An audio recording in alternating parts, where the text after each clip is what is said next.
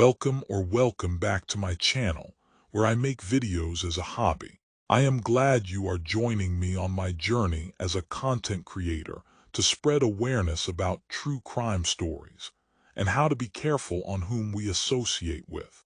Today, I will be sharing a story about a notorious killer by the name of Joseph Vacher.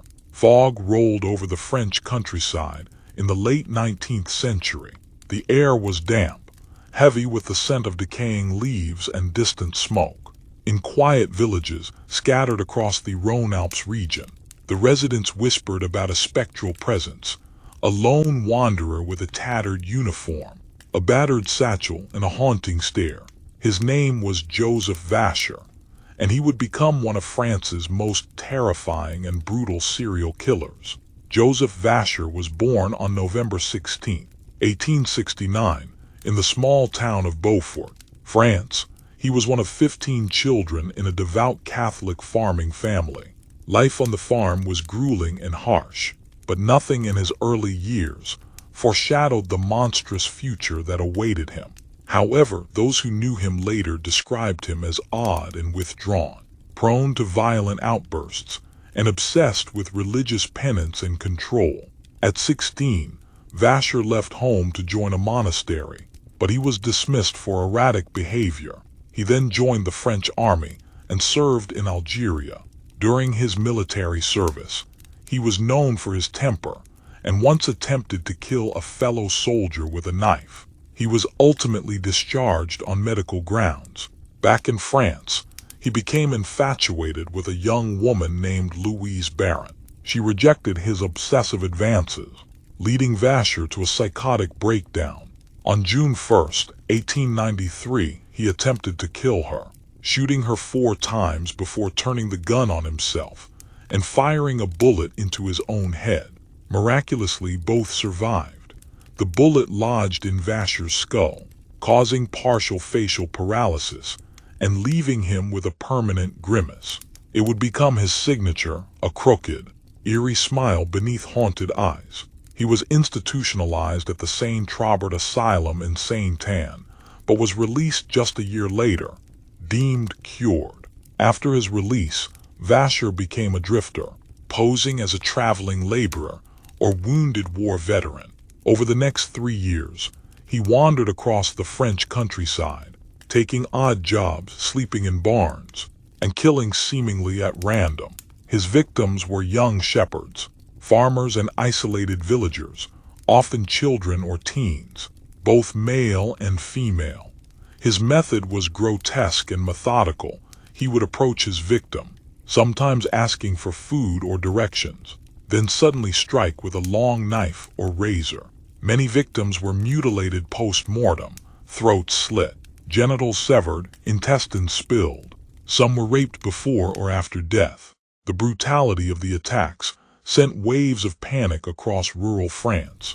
By 1897, over a dozen unsolved murders bore the same hallmarks: isolated rural locations, similar mutilations, and accounts of a strange man in a military coat seen nearby. Police, however, had no centralized criminal database at the time, and France's regional law enforcement agencies rarely communicated. Vasher, blending in as a transient worker, moved invisibly through the system. On August 4, 1897, Joseph Vacher attacked a teenage farm girl named Louise Dupont near the village of Etreilles. This time, however, she fought back, and the commotion drew nearby villagers. Vasher was captured and handed over to the authorities. At first, he claimed insanity and attempted to link his behavior to the head injury he sustained in his suicide attempt. He confessed to several murders, but claimed he was driven by divine forces, saying, "God sent me, I have avenged humanity." But police and prosecutors weren't convinced. One persistent magistrate, Emile Fourquet, believed Vasher was playing mad to avoid execution.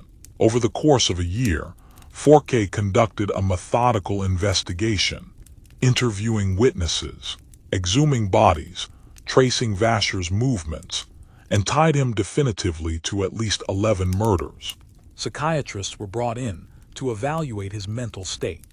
While some believed he was insane, others argued he was calculating and sane enough to know right from wrong. In the end, the court agreed with the latter. Joseph Vacher's trial took place in October 1898. The courtroom was packed, and newspapers dubbed him the French Ripper, drawing comparisons to London's Jack the Ripper. The details of the crimes were so grotesque that some audience members reportedly fainted during testimony. Vasher was found guilty and sentenced to death. He showed little emotion during the proceedings, save for a twisted pride in the attention he was receiving.